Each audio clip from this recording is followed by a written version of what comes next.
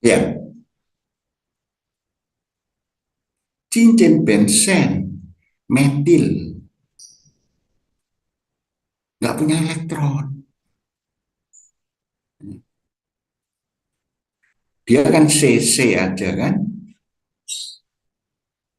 atau CH aja. C dan H nggak punya elektron. CC nggak punya elektron. Maka dia bersifat non polar.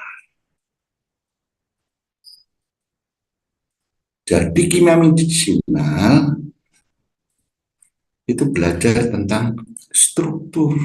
Biasanya kalau saya tanya ya, siapa yang sangat suka kimia organik? Jarang yang jawab. Hampir semuanya, oh banyak ininya, hafalannya. Loh, bukan hafalan. Ya. Tapi makna tadi yang seperti saya sebutkan. Jadi yang dipahami, yang punya elektron itu apa sih? O, N, S, P, dan halogen kan gitu. Cuman itu aja. Jadi kalau kita melihat struktur, parastamol ini cuma CHON aja.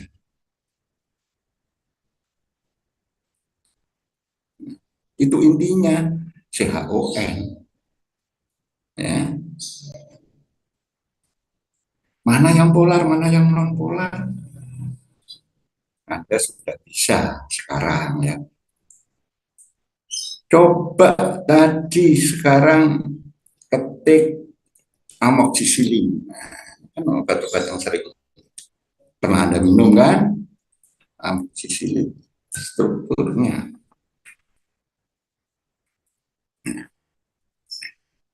Kita nggak perlu hafal struktur amoksisilin, ya kan? Langsung keluar kan? Tapi maknanya, coba Aisyah atau Sabrina aja, Sabrina. Mana bagian dari struktur amoksisilin yang bersifat polar dan mana yang non polar?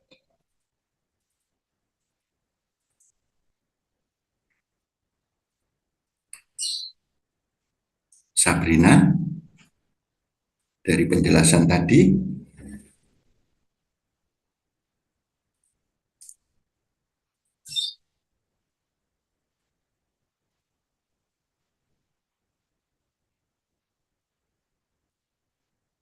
Sabrina dengar suara saya atau Harley Alvira? Dari penjelasan tadi kan gampang mestinya. Coba sebutkan Harley. Eh, Baik, Prof. Untuk yang suaraku? Untuk yang yang polar itu ada OH, Hmm? ada NH, ada Hah? NH2. NH2, ha? NH juga polar, Prof. Iya. Ya, terus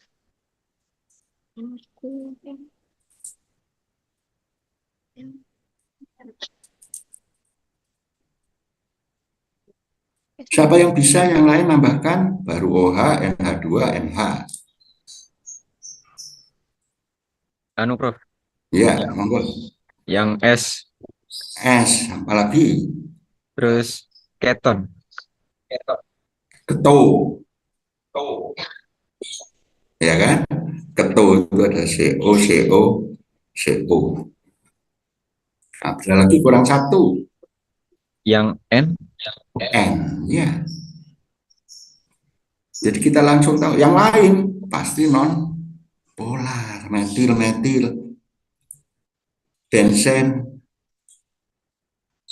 sama cincin.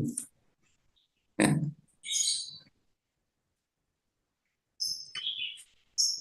Kenapa saya? Jadi Anda sudah langsung tahu struktur apapun begitu ya. Nggak perlu hafal, tapi maknanya tahu. Coba sekarang tanya, OH itu bersifat asam atau basa? asam, Prof. Kenapa asam?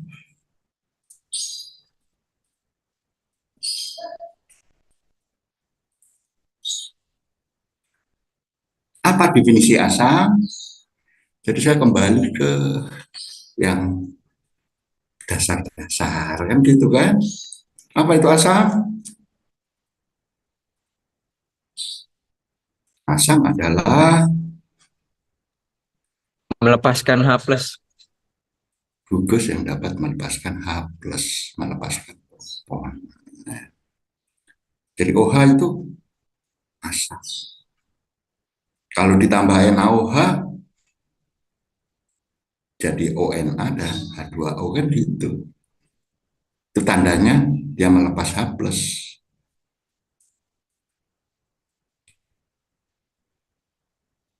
Jadi ONA plus tambah NaOH ya.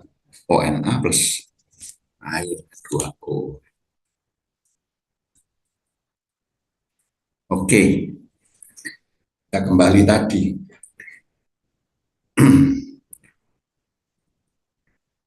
Kenapa mampu menembus? Pertanyaan berikutnya adalah apa proses penembusan obat ke dalam membran biologis? Ada berapa jenis cara obat dalam menembus membran biologis?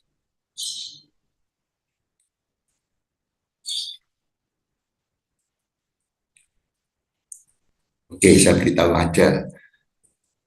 Ada dua cara, yaitu transport aktif dan transport pasif.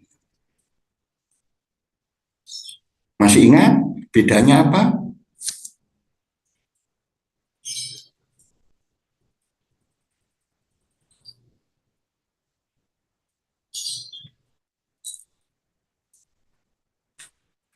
Atau belum diajarkan? Belum diajarkan Afifah ke Indonesia?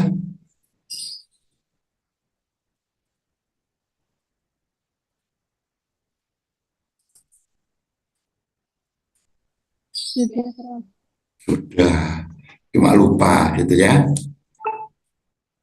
Nggak apa-apa, kita ulang lagi ya, pelan-pelan.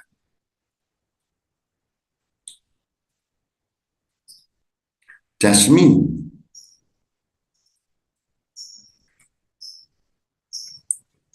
jadi perbedaan utamanya transport aktif dan pasif. Kalau aktif itu dia perlu bantuan energi. Energi yang didapat dari ATP, adenosin trifosfat, dipecah oleh enzim ATPase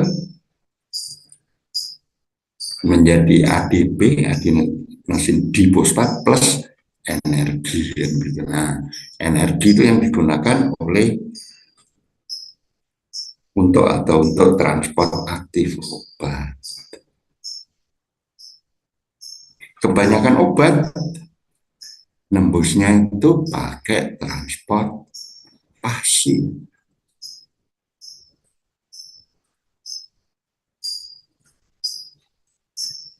Transport pasif itu transport yang berjalan dari konsentrasi tinggi ke konsentrasi rendah sampai tercapai keseimbangan berdasarkan tekanan osmose. Nah, ini ulang, ini prinsip dasar menurut saya. Kenapa sih obat paracetamol kok bisa nembus membran? Oh, dia punya gugus-gugus yang bersifat nonpolar, cincin aromatik dan metil. Nembus. Obat nembus kemudian kemana? Nembus membran saluran cerna, masuk kemana? Peredaran darah. Peredaran darah. Ya. Komposisi terbesar dari darah itu apa? Air. Air. Ya. Jadi tadi habis masuk berdasarkan gugus-gugus yang bersifat nonpolar masuk ke air, larut dalam air itu berdasarkan gugus-gugus yang bersifat polar. Jadi setiap obat itu pasti untuk bisa menembus itu pasti mengandung gugus-gugus polar dan non-polar. Kalau terlalu non-polar misalnya, dia nggak punya gugus polar, dia hanya nembus membran simpan di lemak aja. Karena dia nggak larut air, aktivitasnya nol.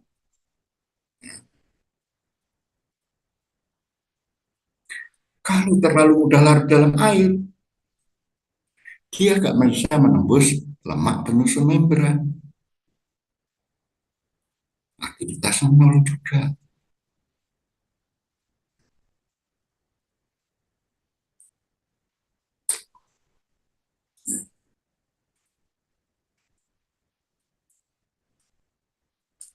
Proses ini disimulasikan dalam koefisien partisi atau koefisien distribusi kan gitu. Kelarutan obat dalam lemak air. Nah, setiap obat itu harus punya nilai koefisien partisi tertentu untuk bisa aktif, untuk bisa nembus membran, ya, untuk bisa dibawa menuju reseptor.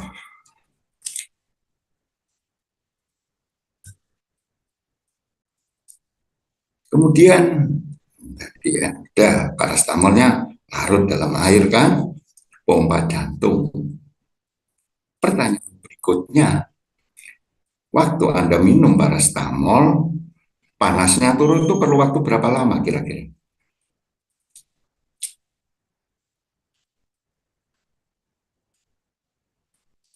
Sekitar 30 menit, Prof. Sekitar 30 sampai 1 jam. Kenapa perlu waktu?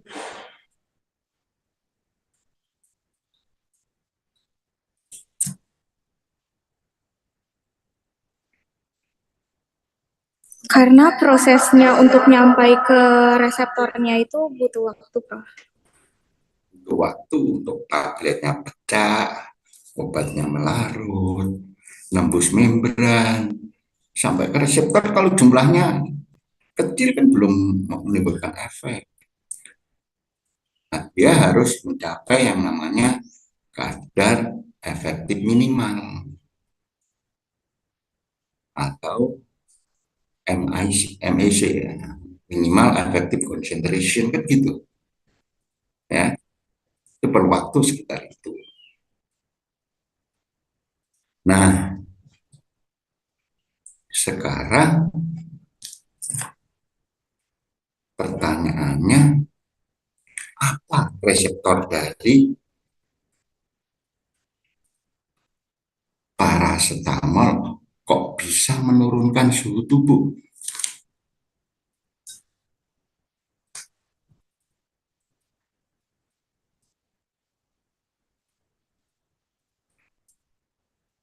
Di farmakologi pastilah harusnya ada reseptor-reseptor paracetamol.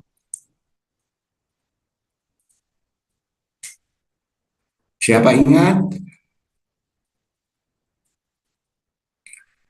kerja paracetamol dalam menurunkan suhu tubuh? Karena tadi contohnya sakitnya panas, gitu. Karena kerja paracetamol itu banyak, menurunkan panas, meringankan rasa sakit,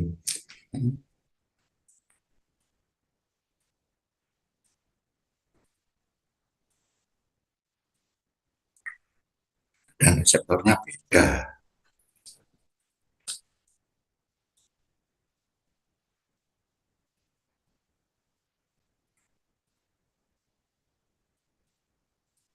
Siapa tahu?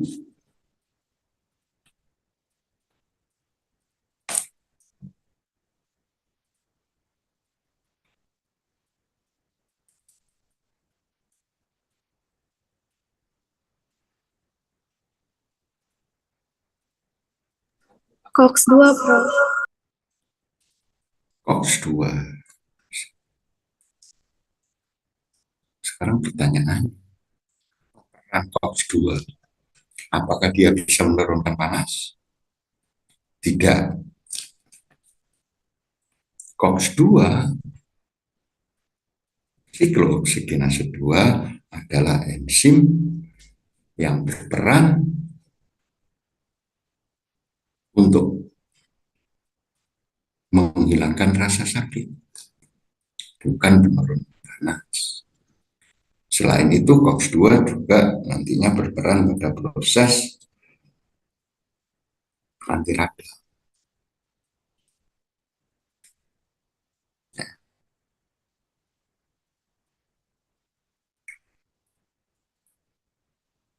Jadi artinya kita harus belajar COX-2 itu, misalnya COX-2 ya, perannya apa?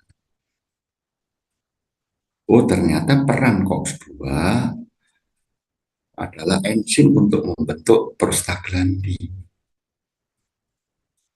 PEG2, dan seterusnya ya. Nah, prostaglandin itulah yang bisa menimbulkan rasa sakit, yang bisa menimbulkan keradangan.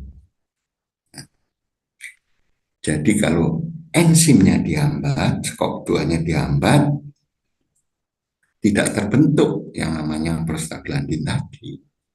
Artinya apa? Rasa sakitnya hilang, keradangannya hilang. Tapi untuk panas, reseptornya itu ya reseptor pengatur panas. Letaknya di mana? Di hipotalamus di otak. Artinya apa? Obat itu harus nembus, selain membran biologis tadi, pompa jantung, dia harus menembus sawar darah otak. Bisa menembus sawar darah otak, menuju ke hipotalamus, mengikat reseptor.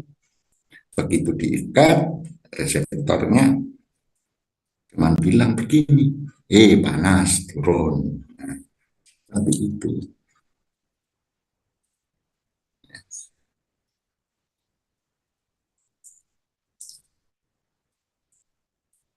Oke.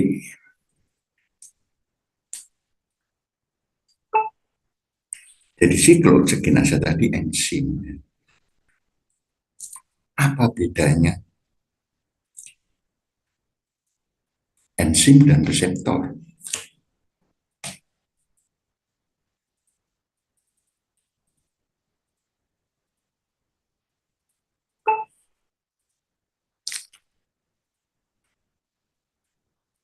Atau pertanyaannya, apakah reseptor itu? Siapa bisa menjawab?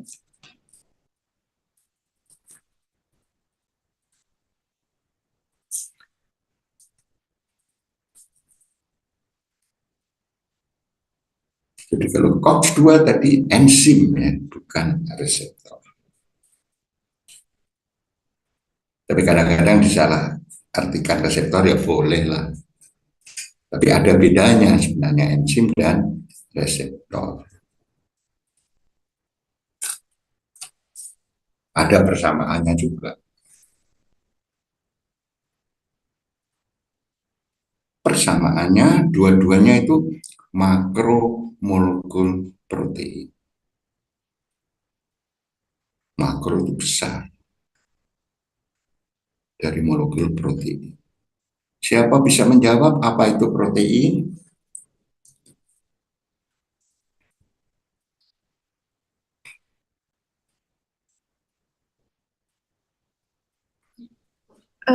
Protein itu gabungan atau kumpulan dari asam amino.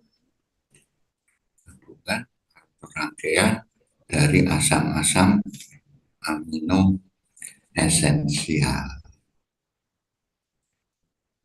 Makro berarti besar. Kandungannya ratusan sampai ribuan asam esensial. Anda pasti sudah diajarkan 20 asam amino esensial. Coba sebutkan 5 contoh asam amino esensial. Semua bisa, kalau tahu langsung bicara ya, nggak apa-apa.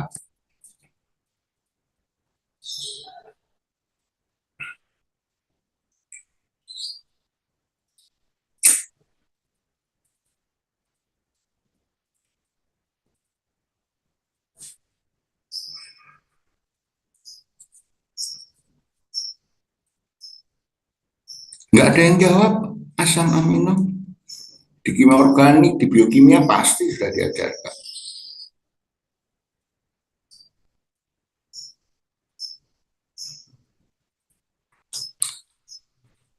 Contohnya adalah paling sederhana adalah glisin.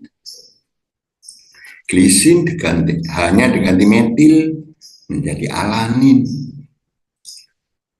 Hanya diganti dengan fenil menjadi fenilalanin. Masih ingat? Jadi sekali lagi itu sangat penting mengetahui asam-asam amino esensial. Penyakit pun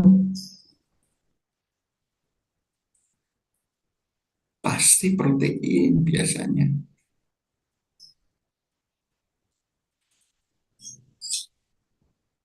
Penyebab penyakit itu juga protein. Artinya apa? Ya kita paling enggak ya tahu lah 20 asam amino esensial.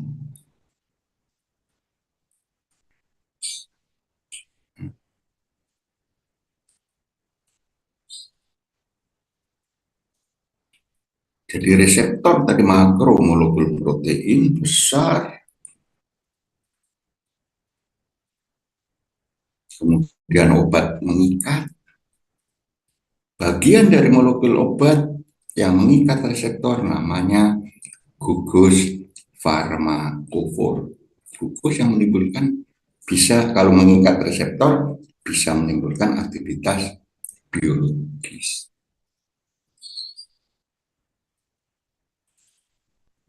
Wangel ya, kimia medisinal. Itu nanti semuanya tadi yang saya ceritakan. Ya. Jadi misalnya tadi ikatan obat dengan reseptor melalui ikatan-ikatan kimia biasa. Ikatan kovalen. Ada, tapi enggak banyak. Yang paling banyak itu ikatan hidrogen, ikatan ionik, ikatan van der Waals dan hidrofobik.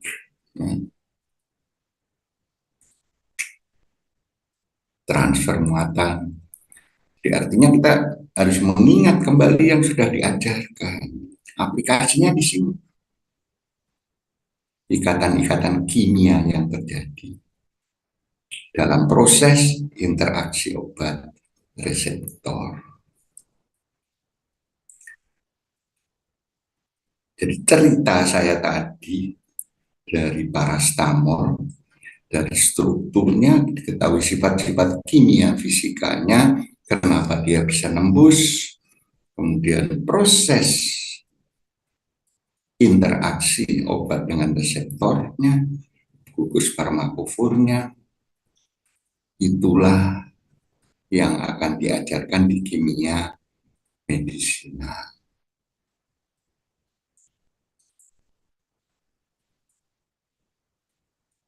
Tapi dasarnya tadi sederhana.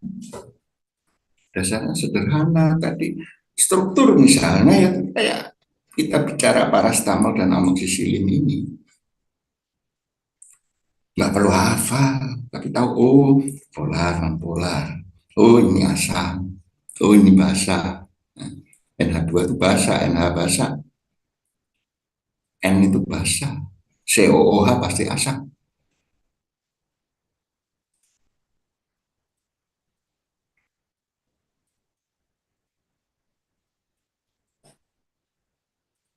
Kemudian di kimia organik Anda juga telah diajarkan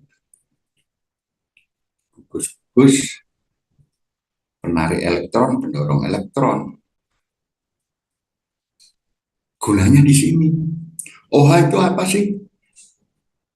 Penarik atau pendorong elektron? Oh, pendorong elektron. Metil itu apa sih? Oh, pendorong elektron. Cl itu apa sih? Oh, penarik elektron. Nitro itu apa sih? Oh, penarik elektron.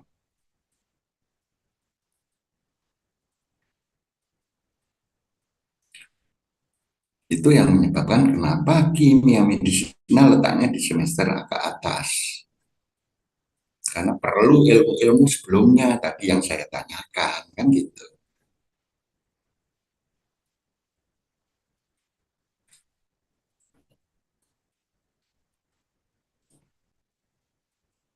Oke, kalau menurut Yuniarti Dwi Fatma gimana? Kira-kira angel nggak kimia medisinal?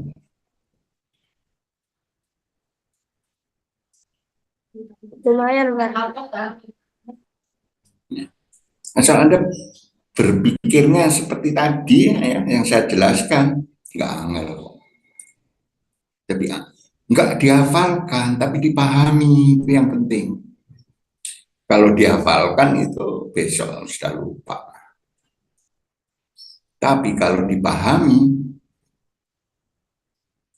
selamanya nggak akan lupa.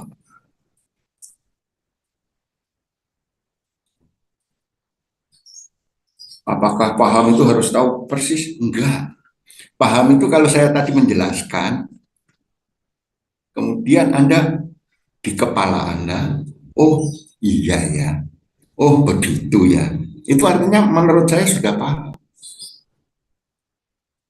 Tetapi kalau Anda melihat, loh kok gitu? Nah, itu Anda perlu bertanya.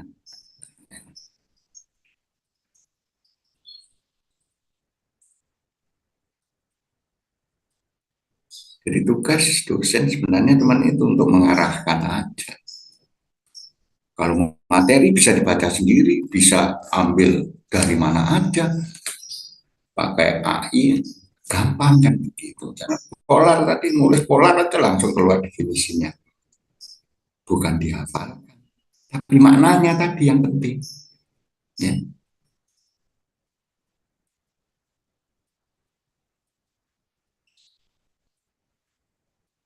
Ada pertanyaan barangkali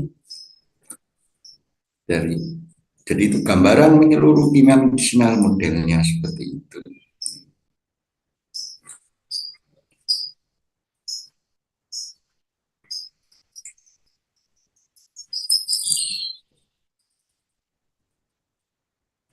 Tidak ada pertanyaan? Saya anggap sudah paham semua. Ya. Oke, coba keluar dulu. Saya akan mencoba share screen ya.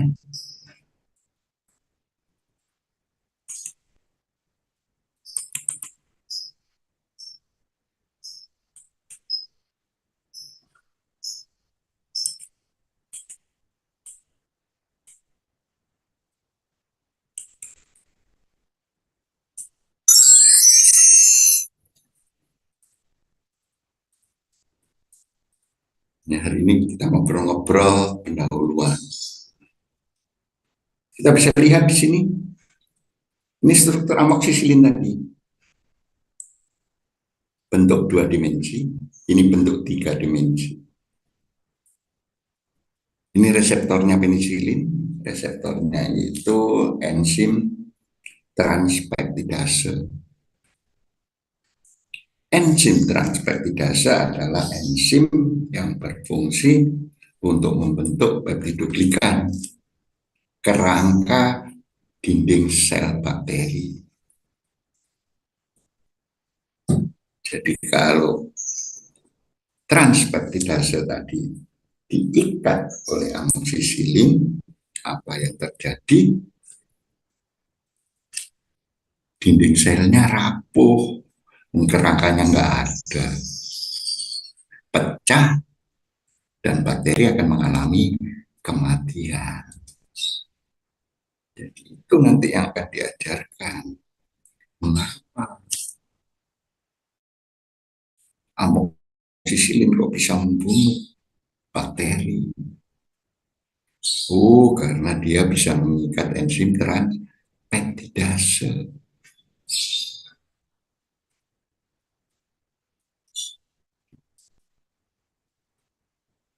Tadi ya, bagaimana mengikatnya? Mana gugus farmakofornya? Sekarang semuanya bisa dijelaskan melalui komputer. Proses interaksi obat reseptor dengan komputer. Nah, ini reseptor nih. Yang kiri ini reseptor. Reseptornya itu transpeptidase. Yang hijau itu rongga-rongga di mana tempat obat. Ini 3 dimensi, ini 2 dimensi. Struktur sekunder dan tersier dari protein. Kok ruwet? Enggak ruwet. Seperti tadi amoksisilin kita gambarkan, wah cuman CHON ditambah S, kan gitu aja. Tahu maknanya struktur, tahu. Sama. Ini kan rangkaian asam-asam amino. Ribuan nggak apa-apa. Tapi yang penting dia mengandung gugus asam dan gugus amino, COOH dan NH2 itu.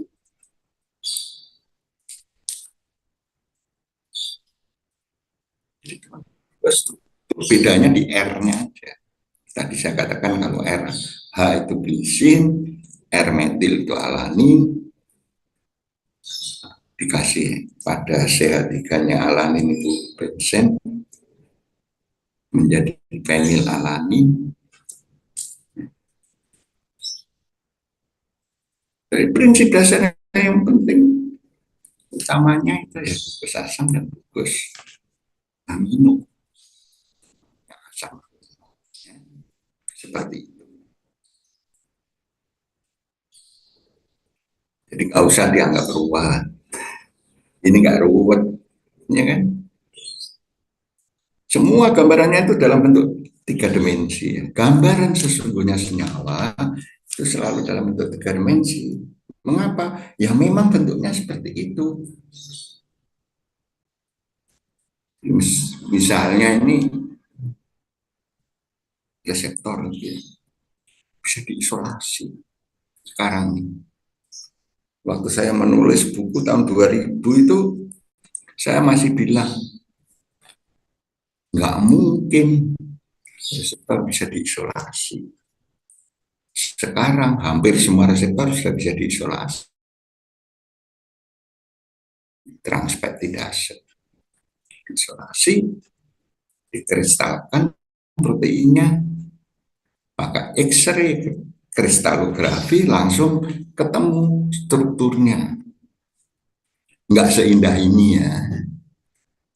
Kemudian diindahkan, dibuat menjadi lebih indah melalui perjanjian. Jadi kalau struktur sesungguhnya dari amoksisilin misalnya, ini hitam semua, hitam jelek begitu ya. Kemudian besarnya beda-beda. Nah, kemudian ada perjanjian warna supaya gambarnya lebih indah. Misalnya C apa warnanya? Abu-abu. H warnanya apa? Putih. Dalam contoh ini. O apa warnanya? Merah. Dan ini kita harus tahu. N apa warnanya? Biru. S apa warnanya? Kuning. Ini perjanjian yang diakui oleh seluruh dunia.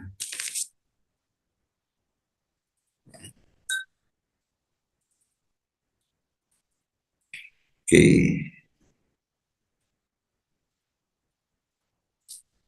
Ini topik yang akan diajarkan nanti. Saya akan berikan 2 kali kuliah, berikutnya ini Bu Yuni dan seterusnya.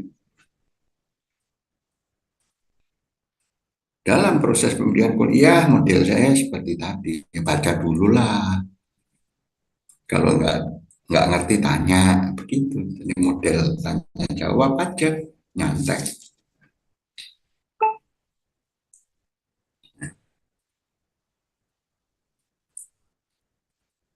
Jadi kan saya cerita asopsi, distribusi sampai ke reseptor, ya, belum ekspresinya.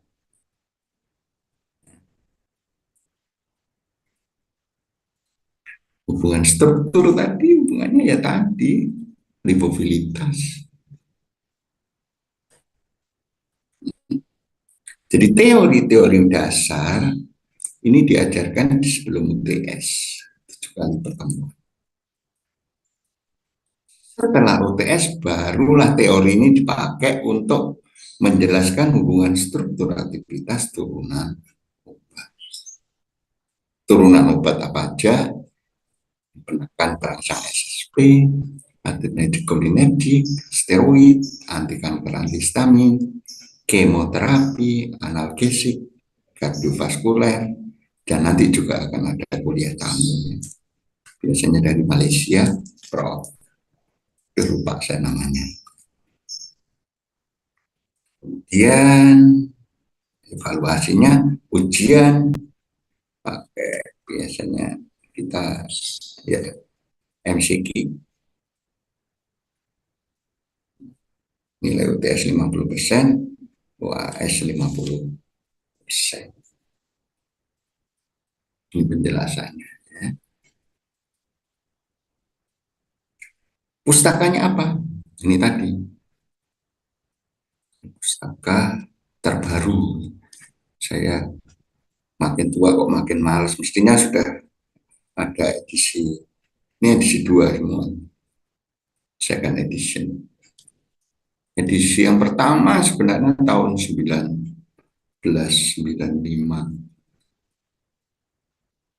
Itu kimia medisinal namanya.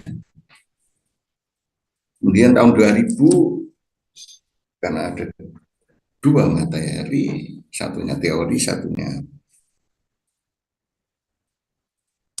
aplikasi dari teori. Saya bisa di teorinya di kimia medisinal 1 dan aplikasinya di kimia medisinal 2 di tahun 2000. Sampai tahun 2016 ini buku saya itu sudah dicetak ulang sampai 15 kali. Setiap tahun cetak ulang.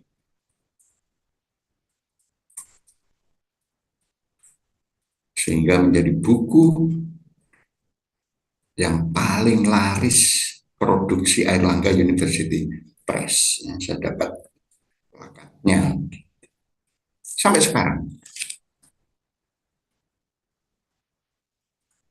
Bedanya sekarang AUP nggak mau nyetak buku dalam bentuk buku, ya. Semuanya dalam bentuk online. Tapi kalau kita lihat di Google ya, kimia medisinal gitu, Sesmandono begitu ya, banyak sekali yang menawarkan buku kimia medisinal. Ya buku saya, tapi semuanya itu bacakan. Tapi saya nggak masalah. Ya. Artinya kalau bukunya dibajak itu buku yang dibutuhkan oleh masyarakat farmasi di Indonesia. Itu aja.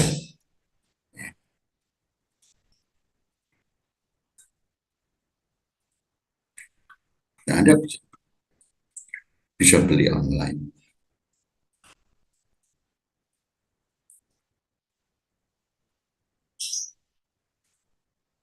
Harganya berapa saya nggak tahu. Murah kok. Dibanding yang lain. Tebelnya cukup tebel, sekitar 600 sampai 700 halaman.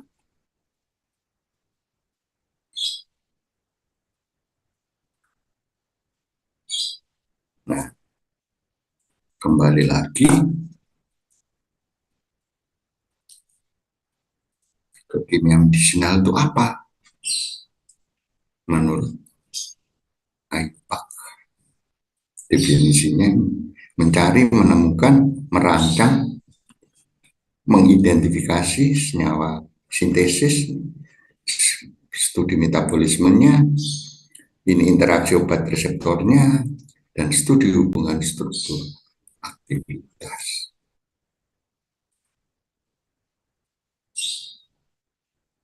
Jadi kalau kita lihat itu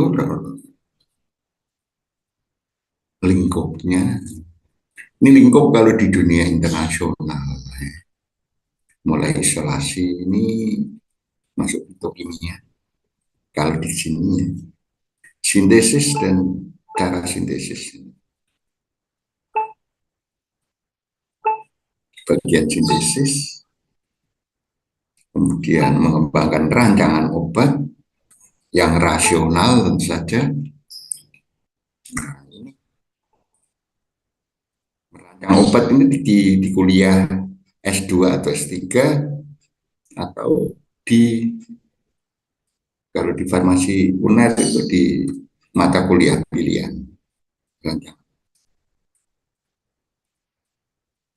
Kalau di S1 ini yang kita pelajari ini, menghubungkan struktur kimia, cara kerja obat, dan HKSA-nya. Hubungan kualitatif atau kuantitatif sebenarnya. Kualitatif atau kuantitatif. Struktur activity relationship.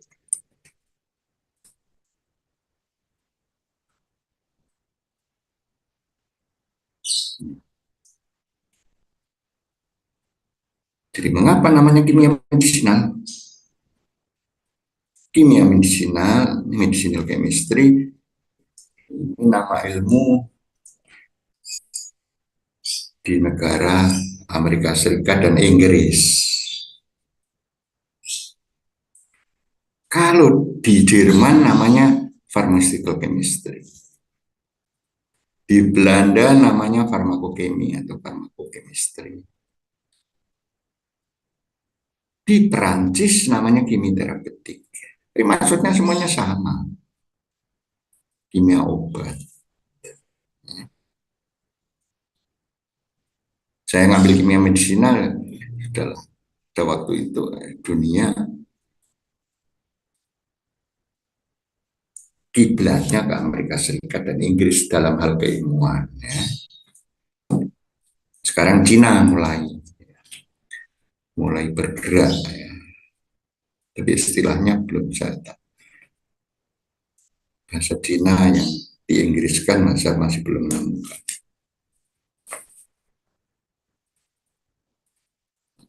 Mengapa letaknya di semester 5 atau 6 ini?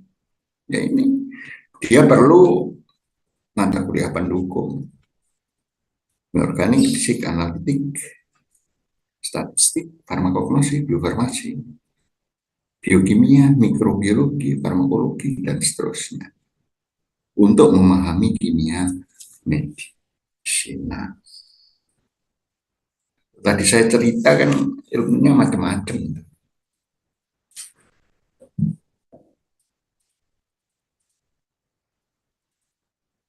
Yang belum ini kimia komputasi, pemodelan molekul. Ini nanti akan diajarkan di rancangan obat.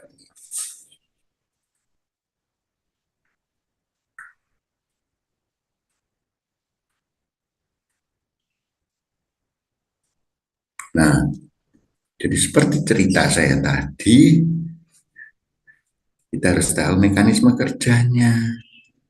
Tadi paracetamol, COX-2, misalnya seperti itu. Reseptornya kayak COX-2, 3 dimensi gambarannya tadi. Bisa cari di internet, COX-2 itu modelnya kayak apa. Kemudian gugus farmakofor. Nanti kita akan tahu paracetamol itu mana yang mengikat reseptornya. Cincin aromatis, COOH. Cincin aromatis, gugus OH-nya itu ternyata O, dan seterusnya. Model interaksinya ini ikatan yang terjadi antara farmakofor dengan asam amino reseptor. Ikatan apa yang terlibat? Ya, biasanya itu tadi ikatan hidrogen, ikatan van der Waals, hidrofobik, ikatan ionik. Kemudian kita belajar tadi HKSA tadi, kualitatif dan kuantitatif.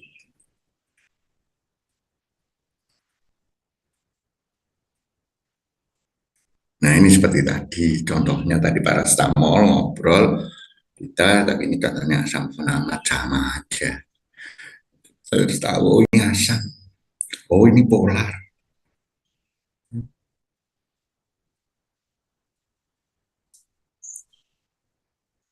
Oh ini NH itu basa, polar. Metil, ini polar, non polar, pendorong elektron. Cincin aromatis, non polar, ini non polar juga metil, seperti itulah. Jadi ada gugus farmakofornya apa ini?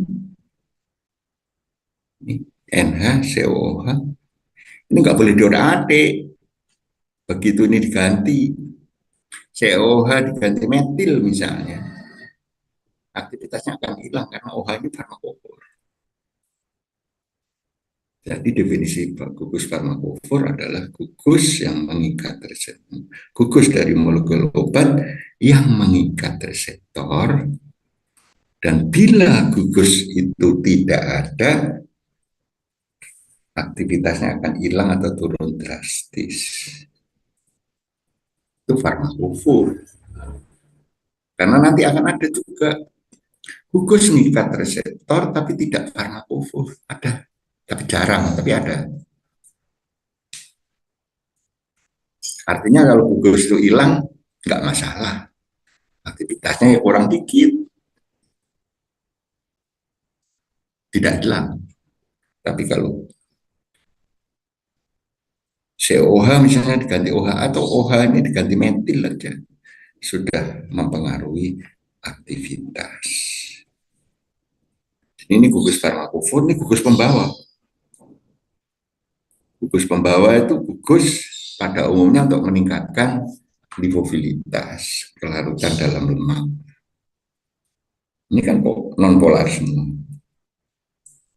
Untuk apa? Supaya dia mudah menembus membran biologis, sehingga jumlah obat yang mengikat reseptor lebih banyak. Itu intinya. Kadang-kadang ada juga untuk menjelaskan kimia medisinal ini, oh ini farmakofor pada estradiol. Ini hormon estrogen, mengikat hormon estrogen, hormon pada wanita. Jadi wanita pasti semuanya punya yang namanya hormon estrogen atau estradiol. Kecuali kalau sudah menopausa, ininya hilang, hormon estrogennya hilang.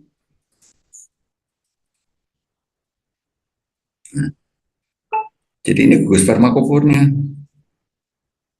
OH. Dulu cincin steroid dianggap farmakofor, tapi ternyata enggak. Mengapa? Diganti gugus lain, oke-oke aja. Yang penting apa ternyata farmakofornya ini. OH ini jaraknya 14,5 angstrom, ini juga sama jaraknya. Oleh karena itu transdietilstilbestrol mampu mengikat reseptor estrogen dengan baik.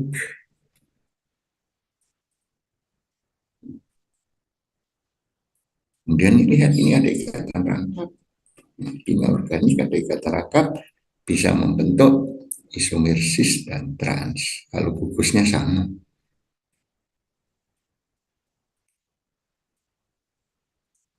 Kalau isomer trans, letak gugusnya itu berlawanan atau berseberangan. Kalau ini berdekatan.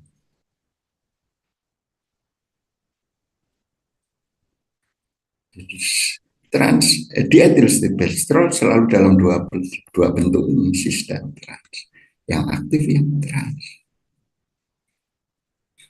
Mengapa yang aktif yang trans? Ini punya dua gugus farmakofor yang sama dengan estradiol, bisa mengikat reseptor estrogen. Bentuk cis, ini ikat, tekan. Tapi OH ini nggak ngikat, kan letakkan di sini tadi di atas. Ini nggak ngikat. Akibatnya apa? Aktivitasnya turun secara drastis.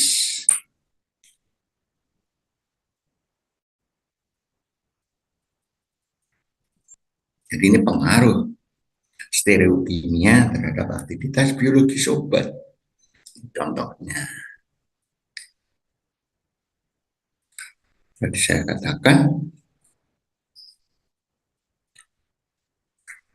obat punya gugus farmakofor, punya gugus pembawa.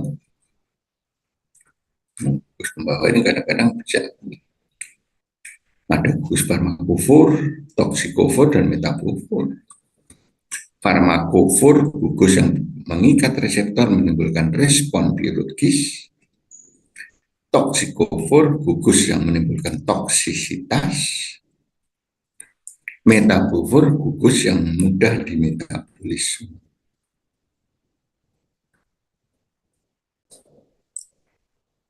Bisa gugus itu berlainan, seperti ini kan berlainan. Bisa berduaan, bisa bertigaan. Gunakan sama-sama.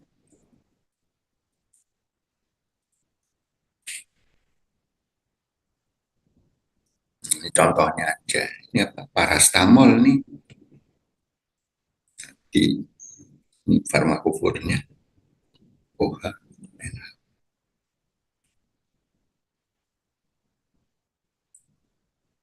Ini farmakofor, dia ini yang mengikat enzim siklooksidinase, menimbulkan efek analgesik.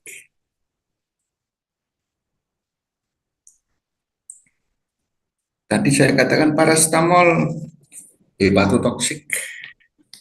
Mengapa hepatotoksik? Ini di dalam tubuh oleh sitokrom P400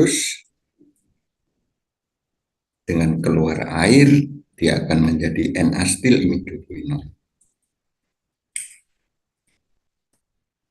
Nah, N-acetyl imidoquinone ini bisa mengikat jaringan hati menimbulkan efek hepatotoksik, nekrosis liver.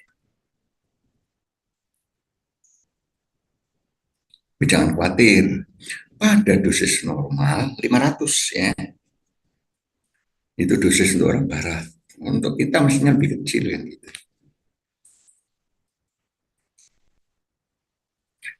Pada dosis 500, dosis normal, begitu terbentuk N-acetyl imidoquinone, dia segera diikat oleh glutathione. Tubuh itu punya glutathione. Diikat glutathione membentuk konjugat glutathione yang sangat mudah larut dalam air, metabolisme menjadi berkapturat, kemudian dikeluarin dari dalam tubuh. Aman. Dosis normal.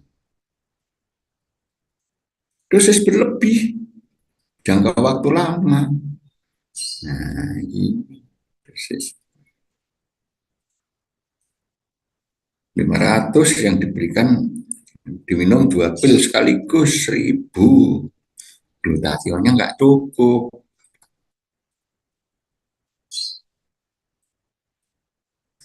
Ini yang bisa menyebabkan hepatotoksik, hepatic necrosis.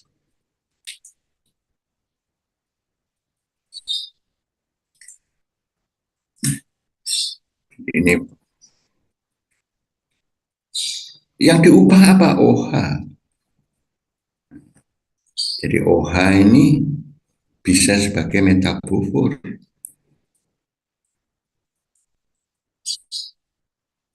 Di metabolisme OH ini menjadi toksikofor.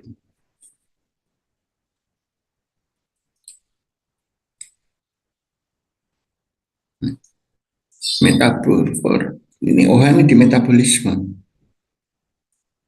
OH kalau pada anak diikat oleh konjugat sulfat, pada orang dewasa diikat oleh konjugat menjadi konjugat glukuronida. Ini prosesnya.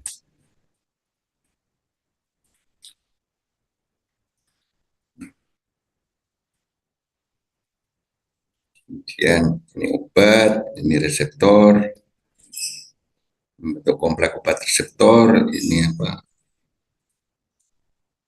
Perlu afinitas, affinity. Kalau ini perlu aktivitas intrinsik. Farmakologi masih ingat?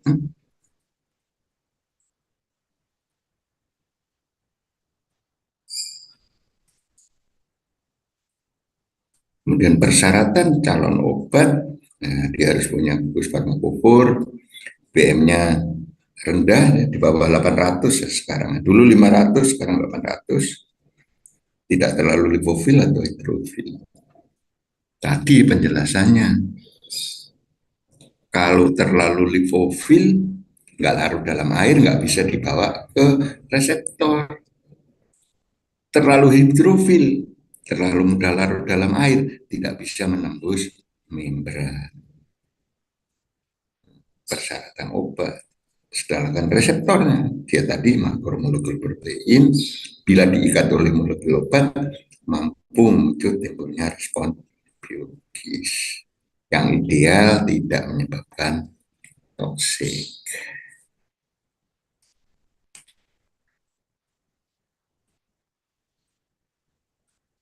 Nah ini juga yang saya ceritakan tadi. Ini gugus pembawa. Ini misalnya ini apa? Asam salisilat ya. Kalau R-nya astil menjadi aspirin. Ini farmakofornya ini.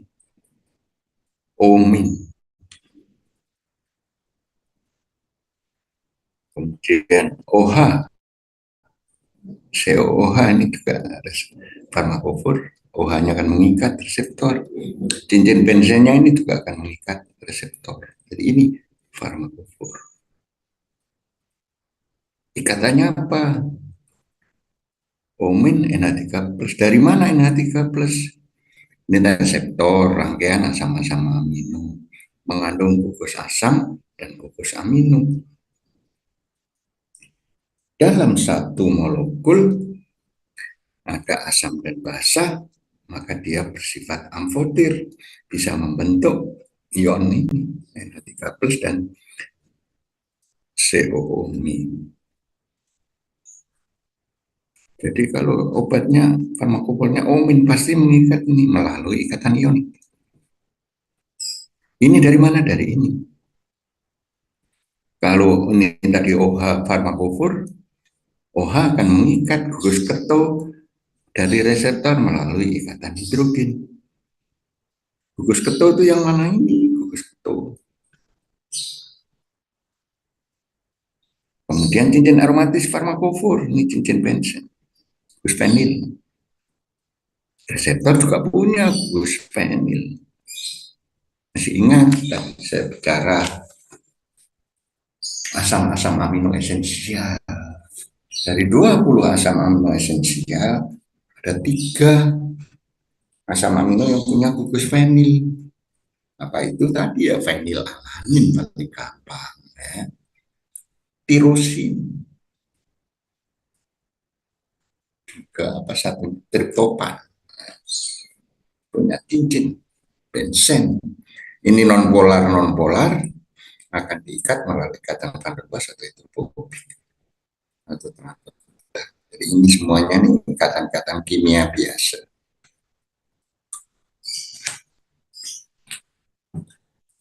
Inilah gambarannya interaksi obat reseptor. Kalau usah bingung-bingung ya, ini aja. Reseptor ruwet tadi ya sama amino.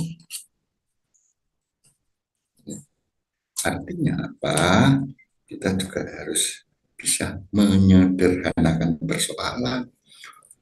5.000 struktur molekul obat gak usah diapalin, punya HP, misalnya seperti itu. Tapi maknanya yang perlu tahu. Oh, polar non polar sangat tergantung apa? Elektronegativitas. Nah, begitu elektronegativitas, kita ingat ONSP dan halogen punya elektron pasti polar. Yang lain pasti non polar, CC dan CH. Jadi seperti itu, ya. Ini contoh aja. Contoh ether, farmakofornya H. Dari OH ini farmakofornya H. Mengikat melalui ikatan hidrogen. Dalam ini aktif. Kalau H saya ganti metil, ikatan hidrogennya nggak ada, dia menjadi inaktif.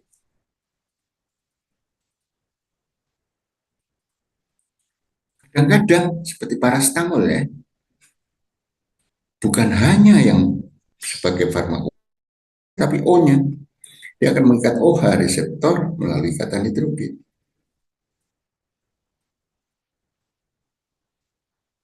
Dalam proses ini, kalau H saya ganti dengan metil, ikatan hidrogennya tetap ada. Tetapi metil ini kan gerak, bisa memberikan halangan ruang dalam proses interaksi obat reseptor. Ya gerak, memberikan halangan ruang. Apa akibatnya? Aktivitasnya akan turun. Buktinya apa? Kalau metil ini saya ganti dengan etil misalnya. Etil kan lebih besar dari metil. Halangan ruangnya makin besar. Aktivitasnya juga makin turun. Jadi gambarannya seperti ini. Ini contoh ether, ini contoh ester, sama aja. Ini kalau hanya mengikat reseptor melalui ikatan hidrogen, kalau ini O-nya yang penting mengikat reseptor dengan gugus obat. Seperti aspirin, kasih gugus astil.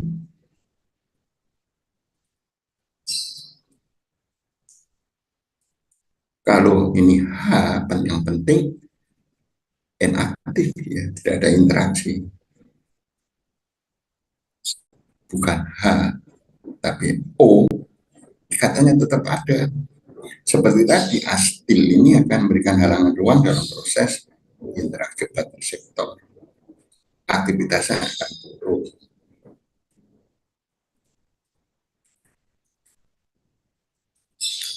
Jadi gambarannya seperti ini. Ini interaksinya ini serasi. Ini tidak serasi. Aktivitas bablas atau turun.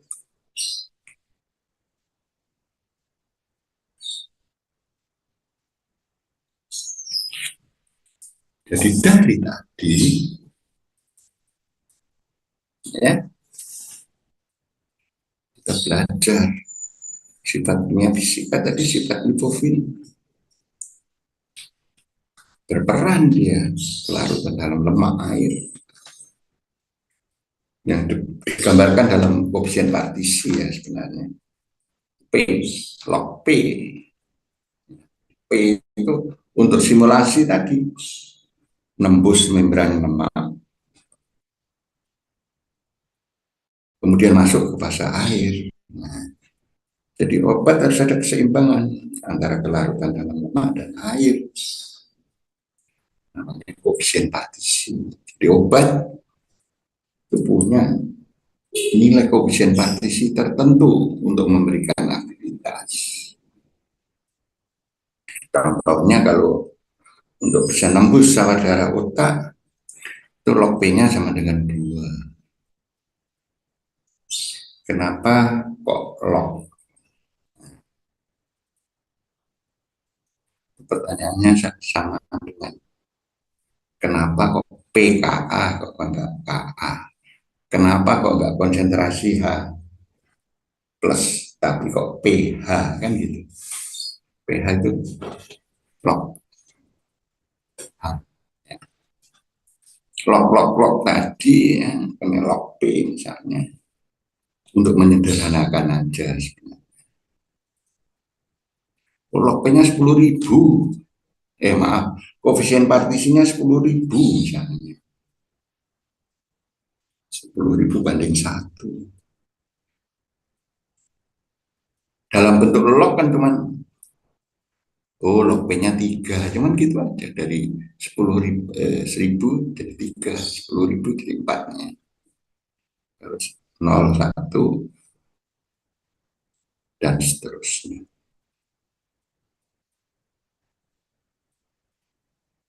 Jadi ada 3 sifat kimia fisika penting yang berperan dalam aktivitas: lipofilik, elektronik, dan sterik. Kalau tadi ya, lipofilik perannya apa? Peran proses absorpsi distribusi, ini lipofilik. Sehingga waktu mencapai reseptor cukup besar. Ini peran sifat lipofilik. Sifat elektronik perannya ada 2. Satu, berperan transport obat. Mengapa? Nah, yang mampu menembus membran lemak itu bentuk molekul obat, bukan bentuk ionnya. Nah, bentuk molekul itu sangat tergantung pada sifat elektronik. Jadi sifat elektronik berperan juga dalam proses penembusan membran. Kemudian setelah mencapai reseptor, mengikat reseptor melalui ikatan-ikatan kimia tertentu tadi ya. Semua ikatan kimia itu ada hubungannya dengan elektron. Ikatan kovalen.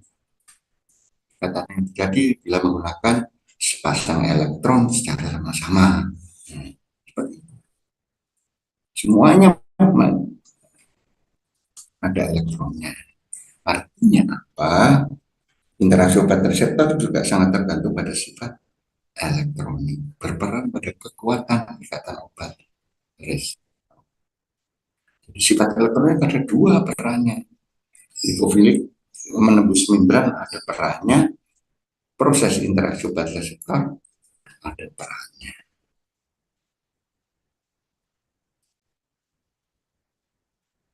Kemudian apa peran sifat sterik?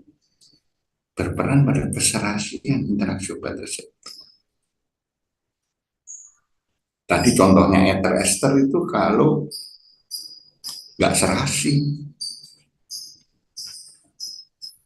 ada halangan ruang dalam proses.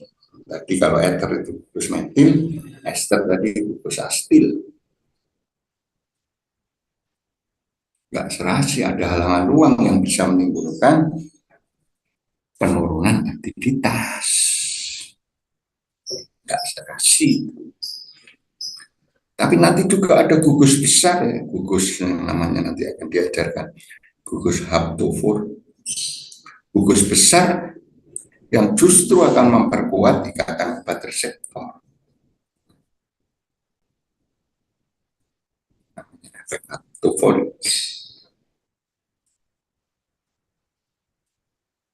Jadi sterik itu bisa meningkatkan aktivitas, bisa menurunkan aktivitas. Sangat tergantung dari struktur molekul obat.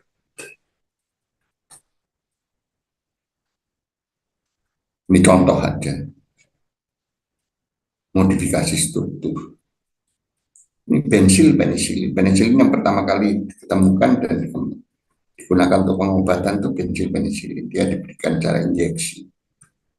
Karena kalau secara oral dirusak, yang aktif ini cincin beta lactam, dirusak oleh asam lambung, sehingga harus diberikan secara injeksi bensin tidak asam lambung, dan hanya aktif terhadap bakteri gram positif. Bensil penisilin. Kemudian dilakukan modifikasi struktur apa? H diganti dengan NH2, gugus polar, gugus basah kan gitu. Jadi gugus ini kita harus tahu namanya N, oh ini basah, oh ini polar. sifat kebasaan NH2 ternyata bisa memperkuat ikatan ini dari perorean oleh asam lambung. Artinya apa? Dia tahan terhadap asam lambung. Tambah bas. Akibatnya apa? Bisa diberikan per oral. Ganti H dengan NH2 tidak tahan terhadap asam lambung, jadi tahan terhadap asam lambung. Lebih efektif per oral, nggak usah disuntik. Kemudian kita tahu NH2 ini polar. Ternyata dengan menurunkan kenonpolaran atau meningkatkan kepolaran dari pensilin, senyawa mampu menembus membran bakteri gram negatif. Kalau ini nggak mampu, begitu ditambah polarnya dia mampu menembus gram negatif. Apa akibatnya? Akibatnya ampicillin aktif terhadap gram positif dan gram negatif. Broad spectrum. Jadi satu pergantian aja sudah bisa memberikan efek atau menguntungkan penggunaan dari turunan penisilin. Kemudian hal yang lain lagi,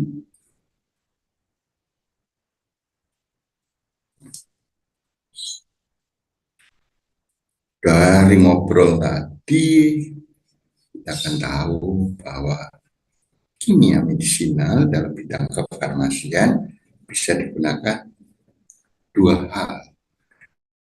Yang pertama untuk yang akan datang untuk mengembangkan molekul obat melalui rancangan obat yang rasional. Sedangkan ke belakang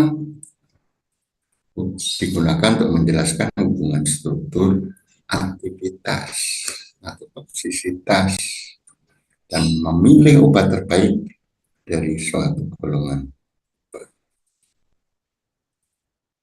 Untuk apa kita tahu? Nah, untuk KIE tentu saja. KIE terhadap siapa? Pasien? Masyarakat? Enggak lah.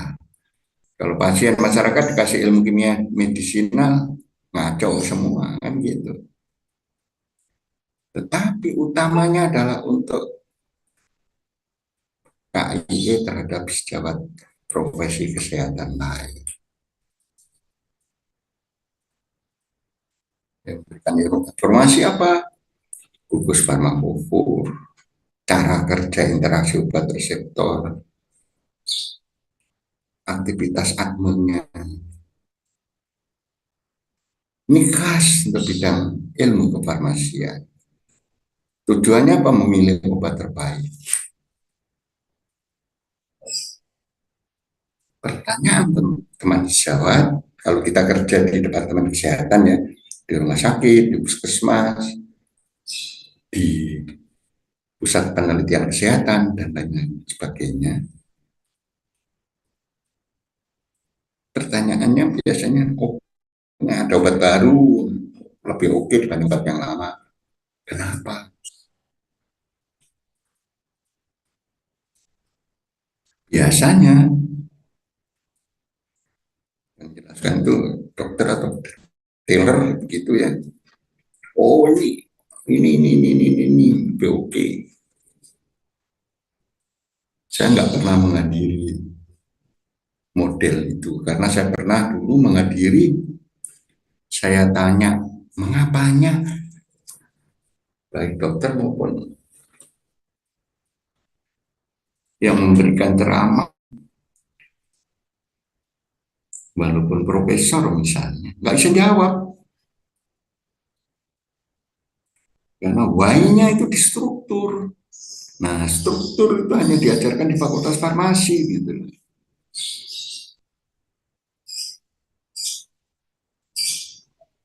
Jadi, kalau Anda ditanya begitu, Anda menjawab keilmuan obat, farmakologi kan? dokternya kan senyum-senyum aja. Mengapa? Untuk farmakologi mereka lebih jago. Kok bisa? Iya, saya tadi kan awal cerita anak saya di Fakultas Kedokteran. Saya lihat silabusnya kan begitu. Saya ikutin perkembangannya. Saya lihat farmakologinya berapa? 14 SKS. Termasuk farmakokinetik diajarkan. Dulu nggak ada, sekarang kalau di UNER nih ya, barangkali karena profesor farmakologinya orang farmasi diajarkan farmakokinetik, farmakologi molekulernya.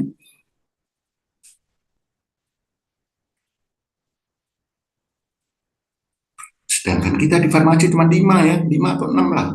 Nggak ada separuhnya. Mereka 14 SKS, kita cuma 6 lah. Jadi kalau menjelaskan cara farmakologi, kita salah dikit aja mereka tahu. Wah, cuman begitu ilmunya. Apoteker kan begitu, kesannya ya. Tapi kalau Anda menunjukkan dengan ilmu kimia medisinal, oh ini loh dok, tadi obatnya langsung aja diketik. Bah Google kan langsung ketemu strukturnya. Anda ngomong apa saja tentang struktur, dokternya cuma mengaku-ngaku. Salah pun nggak masalah. Kan nggak tahu mereka. Karena nggak diajarkan struktur. Metil aja nggak tahu. Karena pengalaman saya akan ngajar juga di S3 Fakultas Kedokteran. Nah, jadi keunggulan itu menjelaskan ini gugus metil, ini meningkatkan lipofilitas, ini. Mereka mengangguk-angguk aja. Walaupun barangkali kita, oh gugus metil itu gugus yang bersifat polar, salah kan? Tapi mereka nggak tahu. Dan batin mereka, wih cek pinter ya apoteker kan begitu. Karena rasa menghormati keilmuan apoteker. Jadi kita harus menunjukkan apa yang kita punya kelebihan dibanding mereka.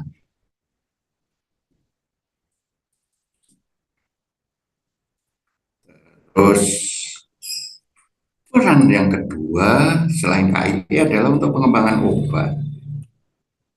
Salah satunya studi in silico, studi hubungan struktur aktivitas. Dua ini dengan bantuan komputer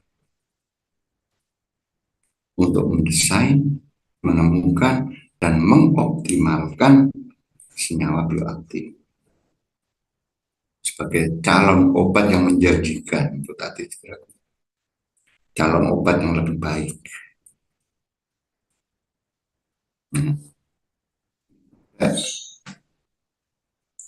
Uji in silico yang tadi ya, yang pertama bisa memprediksi sifat kimia fisika, lipofilik, elektronik, steril, contoh dengan komputer atau dengan online. Ini nanti ada di Anda diajarkan tentang sifat kimia fisika. Ini juga di praktikum diajarkan memprediksi aktivitas biologis, absorpsi, distribusi, metabolisme, ekskresi, toksisitas. Apakah dia bersifat karsinogenik, mutagenik? Nanti pakai program atau online. Ini juga diajarkan di praktikum nanti ada. Ini hukum 5 Lipinski. Tadi beratnya dulu 500, sekarang 800 ya. Karena banyak obat yang sekarang lebih besar, BM-nya 500 tapi aktif. Sehingga ini dipertanyakan. Jadi sehingga 4 hukum Lipinski ini OP-nya lebih besar 5, kemudian mengandung OH dan NH lebih besar 5, mengandung N dan O lebih besar 10, itu yang absorpsinya jelek.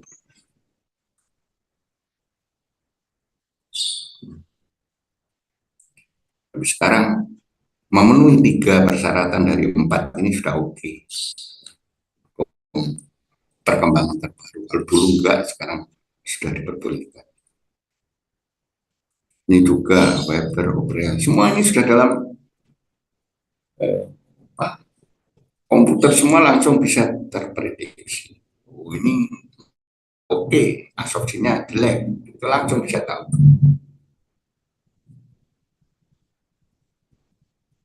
Kemudian untuk memprediksi aktivitas biologis, oke. Nah, ini nggak ada di praktikum S1, nggak ada, tapi ada di mata kuliah pilihan rancangan obat.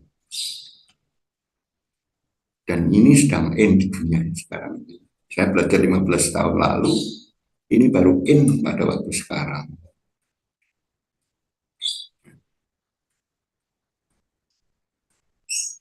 Jadi gambarannya ini nanti di rancangan obat, tapi di S2, S3 ada. Bagaimana melakukan memprediksi aktivitas biologis. Memprediksi aktivitas biologis apa saja, asal ada reseptornya. Sehingga nanti kalau Anda ingin skripsi di kimia medisinal atau di sintesis, ambillah nanti kuliah pilihan rancangan obat. Dan ini sangat mudah untuk masuk ke jurnal internasional.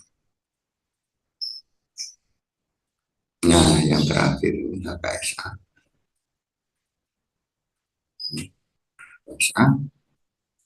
Nanti Anda juga diajari ada kumpulan senyawa di jurnal yang punya aktivitas biologis. Kemudian ada nilai sifat kimia fisikanya, bisa diolah menggunakan statistik, ketemu persamaan untuk mencari persamaan tersebut, untuk mencari senyawa baru dengan aktivitas yang lebih baik dibanding senyawa yang telah ada ini. Jadi itulah gambaran dari keilmuan kimia medis. Oke, ada pertanyaan?